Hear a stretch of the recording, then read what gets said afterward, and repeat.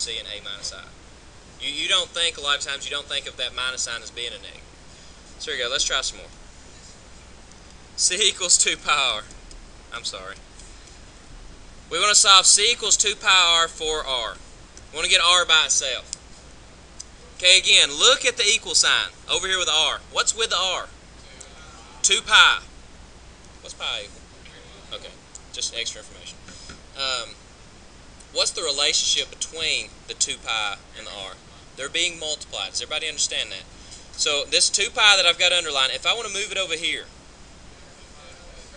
you would have to divide it. Change it. If it's multiplied, change it to divide. So you have C over 2 pi equals, you can do, if you want to put 3.14 there, that's fine. I wouldn't care. So, again, I like the r first. R equals C divided by 2 pi. Any questions? Is that pretty easy? For the one-step ones. Yeah, we should start the two-step ones. And don't doze off yet. Yeah. Got one more one-step one. A equals bx plus c. A equals bx plus c. What are we getting by itself? We're solving it for what? C, isn't it? Oh, yeah, look, we're up on the C part. We're solving it for C. So you got C underlined. Okay, here we go. To get C by itself, look at the same side of the equal sign with C. What else is over here? BX. Are we going to get rid of those one at a time? No. Get rid of both of them together. Want to get rid of this, want to move that over to the other side. What's the relationship between this and the C? It's being added. If you want to get rid of the whole thing, B and X are being multiplied, but let me explain this to you. Is BX a term? Yes. The whole thing together is one term. It's where here you've actually got three different terms. You've got A, you've got BX, and you've got C. And if you want to move BX over, what does it become? A negative BX. So you have an A over there already. So you have A minus BX equals C. BX over A? Yeah, that's division. Like that. Now you can do it like this. You can do negative BX plus A equals C. That's fine. Yeah, doesn't matter what order you put it in after you move it over. But the biggest thing to remember, this is a term. If you move a term, BX becomes minus BX. If it was minus BX, it would become plus BX. With that said, now let's do some two-step ones. 2x plus 3y equals 6. And I want to solve this thing for y. I'll do y in a different color. You're going to get y by itself. So do you see why we're two different steps now? There you go. Over here with the y, what all do we have? A 2x and a 3. Okay, let me ask you again. Is 2x a term? Yes, so when you move it over, it becomes minus 2x. No problems there. Is 3 a term? No. What's the term there? The term is 3y. So is 3 a term? No. Can we move it over by doing plus and minus? No. How are you going to get rid of the 3? There you're going to divide. Moving terms, you just change plus minus whatever. Go ahead. Because that's a positive 2x. No, not by this stuff. 2 and x are being multiplied by each other. But you don't want to get rid of just the 2 or just the x. You want to get rid of that whole thing. And that's what I'm saying. That's a term. 2 and x together form a term. And if you move a term over, you just change it to plus and minus. That's like 2x plus 3 equals 7. Plus 3 is a term by itself. 2x is a term, 7 is a term. If you want to move those terms, you just do plus or minus. You just change it. If you want to move part of a term, that's where it's different. Like 3 is not a term, 3 is part of a term. There's where you divide to move it over.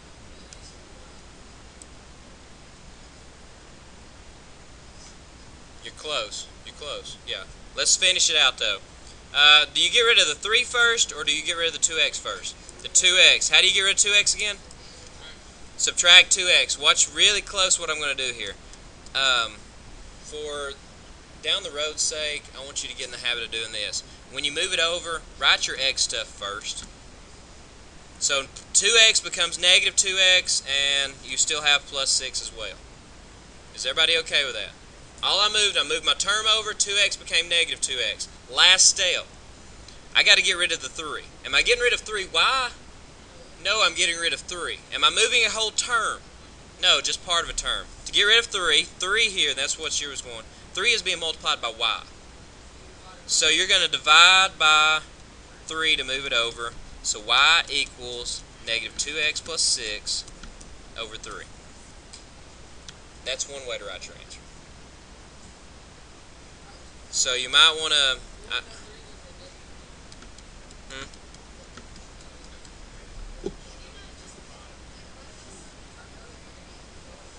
I'd rather you put it over. I don't really, from here on out in math, you'll probably never use a divided by sign again. Like this.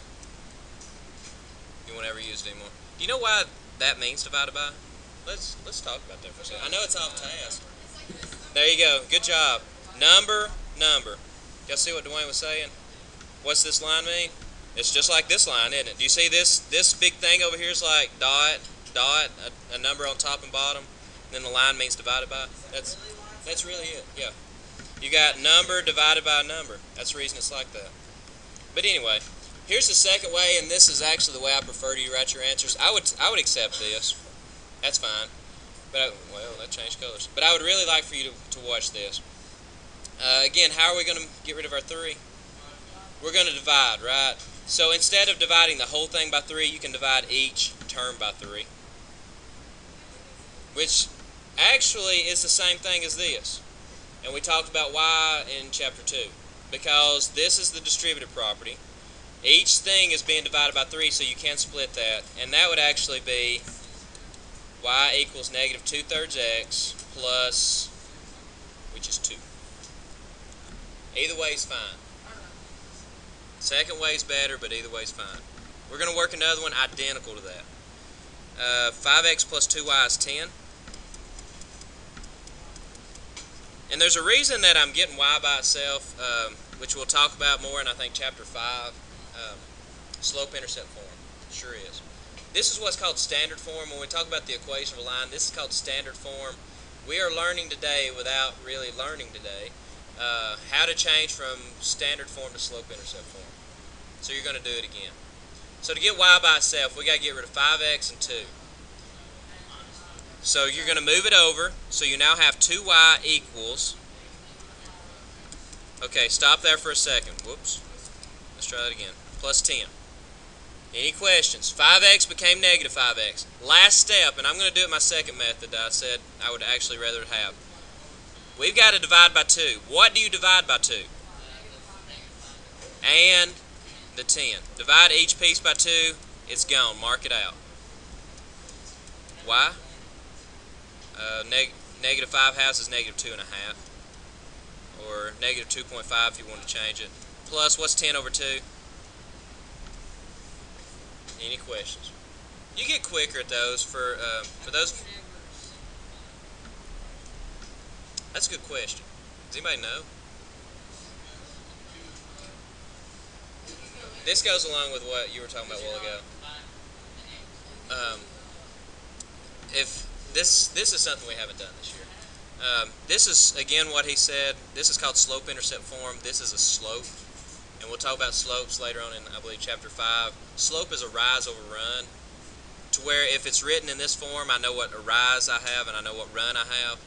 So you can say, okay, my line rises 5, my line runs 2, to where if it says 2.5, you don't have something over something. So that's the reason I leave it improper. It's a force of habit. It's something I've always done, so it's hard to break, even when I'm working this type of problem. I am going to throw in another one of these, and I'm just going to work it real fast. You don't have to write it down. 3x plus 6y equals 12. Because I want you to see how quick these are once you learn. 6y equals negative 3x plus 12. Oops. Right? Y equals negative 3 over 6x plus 12 over 6. Y equals negative 1/2 x plus 2. Yeah. I do that later on in Algebra 2. You know, y'all don't have to write that one down. Algebra 2, I do go through it that fast, and people that didn't understand Algebra 1 kind of get lost. Do what, Sean?